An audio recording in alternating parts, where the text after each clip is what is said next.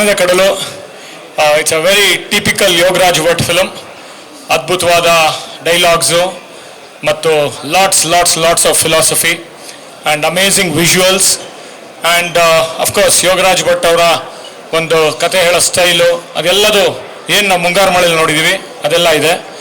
ಅದೆಲ್ಲದಕ್ಕಿಂತ ಮುಖ್ಯವಾಗಿ ತುಂಬ ಇವತ್ತಿನ ಒಂದು ಮತ್ತು ಮುಂದಿನ ಕರ್ನಾಟಕದ ಭವಿಷ್ಯ ನಮ್ಮ ಕಣ್ಮುಂದೆ ಕಾಣ್ತಾ ಇದೆ. ಅದು ಸುಮುಖ ಮೂಲಕ ಇರ್ಬೋದು, ಮತ್ತು ಅಂಜಲಿ ಮೂಲಕ ಇರ್ಬೋದು, ಮತ್ತು ರಾಶಿಕಾ ಮೂಲಕ ಇರ್ಬೋದು. ಆಲ್ ತ್ರೀ ಆಫ್ ದೆಮ್ ಅದ್ಭುತವಾದ ಪರ್ಫಾರ್ಮರ್ಸ್. ಆ್ಯಂಡ್ ನನ್ನ ಮಗನ ಸೀನಿಯರ್ ಸ್ಕೂಲಲ್ಲಿ ಸುಮುಖ, ಆ್ಯಂಡ್ ಅದೇ ಸೀನಿಯರ್ ಥರನೇ ಆ್ಯಕ್ಟ್ ಮಾಡಿದ್ದಾರೆ. And lot of energy and lot of talent, ಅದ್ಭುತವಾದ ಪ್ರತಿಭೆ.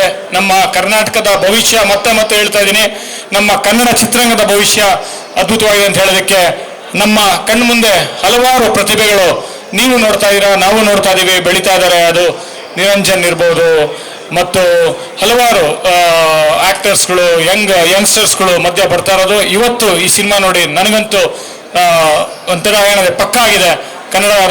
ಕರ್ನಾಟಕದ ಕನ್ನಡ ಚಿತ್ರರಂಗ ಒಂದು ಭವಿಷ್ಯ ಅದ್ಭುತವಾಗಿದೆ ಅಂತ Sumukha fantastic performer. And Anjali ನನಗೆ ಸರ್ಪ್ರೈಸ್ ಮಾಡಿದ್ದಾರೆ. ಅಂಜಲಿ ಅವರ ಹಿಂದಿನ ಸಿನಿಮಾ ನೋಡಿದ್ದೆ, ಪದವಿ ಪೂರ್ವ. ಅದಕ್ಕೂ ಇದಕ್ಕೂ ಅಜಗಜಾಂತರ ವ್ಯತ್ಯಾಸ.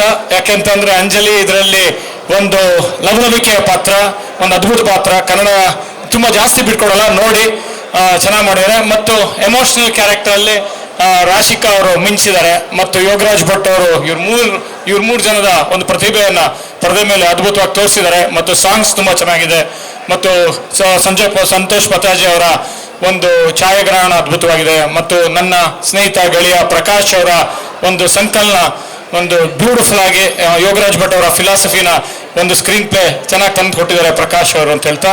ಮತ್ತು ಹರಿಕೃಷ್ಣ ಅವರ ಮ್ಯೂಸಿಕ್ಕು ಎಲ್ಲರೂ ಚೆನ್ನಾಗಿ ಮಾಡಿದ್ದಾರೆ. All the best. ಆ್ಯಂಡ್ ಇವತ್ತು ನಾಡಿದ್ದು ರಿಲೀಸ್ ಆಗ್ತಾ ಇದೆ, ನೋಡಿ ಎಂಜಾಯ್ ಮಾಡ್ತೀರಾ. ಡೆಫಿನೆಟ್ಲಿ ಕನ್ನಡ ಸಿನಿಮಾಗಳು ನೋಡಿ ಬೆಳೆಸಿ. ಕನ್ನಡ ಸಿನಿಮಾಗಳು ಚೆನ್ನಾಗಿಲ್ಲ ಅಂತಿದ್ರೆ ನೋಡಿ, ಇದನ್ನ ಡೆಫಿನೆಟ್ಲಿ ಇಷ್ಟ ಆಗುತ್ತೆ ಅಂತ ಹೇಳ್ತೀನಿ.